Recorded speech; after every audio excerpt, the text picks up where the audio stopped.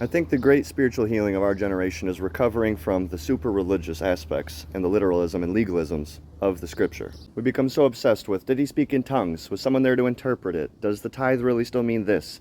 Is Saturday, if you carry this over there, does that actually mean that?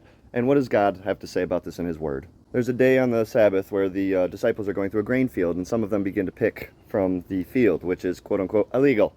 So, the big old know-it-alls, the Pharisees, come on up and they say, look, why are they doing what is unlawful on the Sabbath? Great job, boys, you got them. All right, so then what does Jesus have to say? He goes into this whole story about David being fed by priests when he was on the run from Saul, and those priests feed him even though they weren't supposed to. Because why? Because God knows that the rule book isn't meant to just be there stringently held when there's a moment of crisis, of literal interpretation, of this is real life right now, and it's not time to be legalistic. It's time to see, what does God actually want me to do in real life? So in using that example, he follows up to the Pharisees that the Sabbath was made for man, not man for the Sabbath. So the Son of Man is Lord even of the Sabbath. So what he's doing is he's going into their psychology and saying, hey, listen, I know that Moses brought you the law. And listen, I know that following the law is good. Even Paul acknowledges that the law is good. It exposes sin. But only Jesus can forgive sin.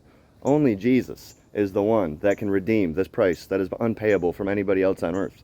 And so because of that, he's reminding them that, hey, those rules and those laws and those regulations, yes, those are nice, but I'm here to bring you the fulfillment of these things. I'm here to show you why we have a Sabbath, not to rule and make the Sabbath your God, but why did we need that break in the first place? To remember God. It's the only commandment of all the commandments that says remember the Sabbath. Why? Because God knew that we would forget. Look at our society now. We need remembrance. Now let's not throw away the baby with the bathwater here. Jesus still follows all the Jewish laws and regulations and blah blah blah and stuff, but what he doesn't fall for is that legalism and that hypocritical, I believe at one point he says the Pharisees strain for a gnat but they swallow a camel.